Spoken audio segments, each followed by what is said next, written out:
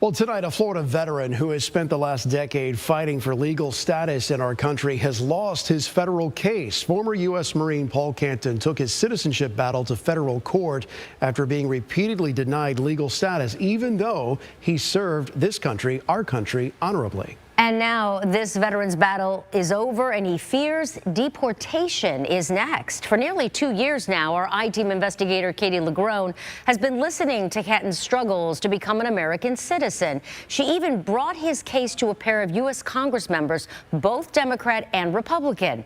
New tonight, Katie is following through on the citizenship fight that attracted nationwide attention.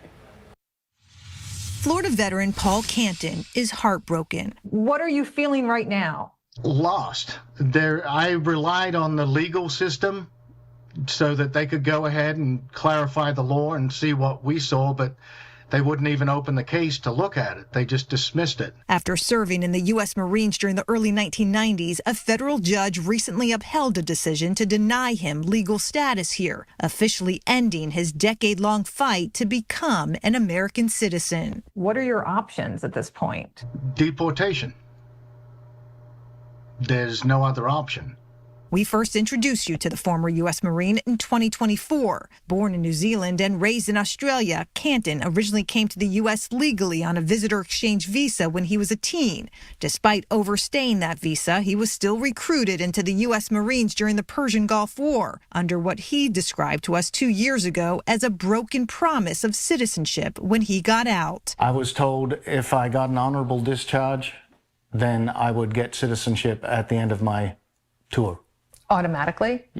And then what happened? I got out, assumed I had citizenship. Canton got married, had kids, worked, has no criminal record, and even voted in U.S. elections, assuming he was American. That is until about 3 decades later, during a trip to renew his driver license near his home in Ocala, Canton discovered he was not here legally. According to his attorney, Canton's citizenship denial rests on a U.S. law that grants naturalization to veterans, but only if they actively served during a designated period of hostility. While Canton was recruited during that period, he wasn't called to duty in the Selective Reserve until 2 weeks after that designated period of hostility ended. It is absurd to have someone who served in our military, the Marines, and not be eligible for citizenship through no fault of his own. We took Canton's case to U.S. Congress members on both sides of the aisle. While both acknowledged the unusual nature of his fight, he should be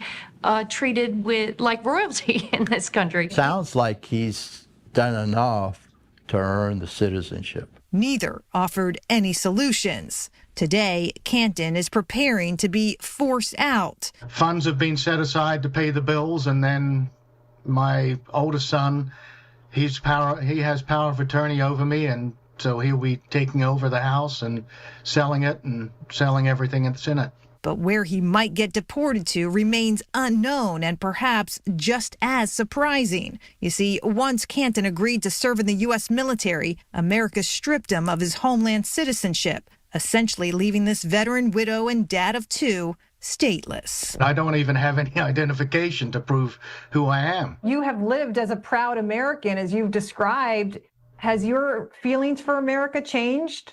No, it hasn't. It's just the bureaucracy and the way I just feel kind of betrayed. I would like to get what I've earned. I'm not asking for anything more. Canton's attorney tells us because he illegally voted in the U.S. elections, he is ineligible for any immigration benefit. So his only option to avoid deportation is for a member of Congress to pass a special bill naturalizing him, or for the U.S. president to intervene. I'm Katie LaGrone, Tampa Bay 28. Katie, thank you. Paul Canton's case is not the only citizenship fight Katie has shined a light on. Over the past 2 years, Katie's been giving a voice to other Floridians who lived, worked, and raised their families right here in the United States, and only to discover later in life they're not legal U.S. citizens. If you know someone going through the immigration system, Katie is here to listen. Scan that QR code to reach out to her and share your story. You can also watch her previous reporting on our website at tampabay28.com.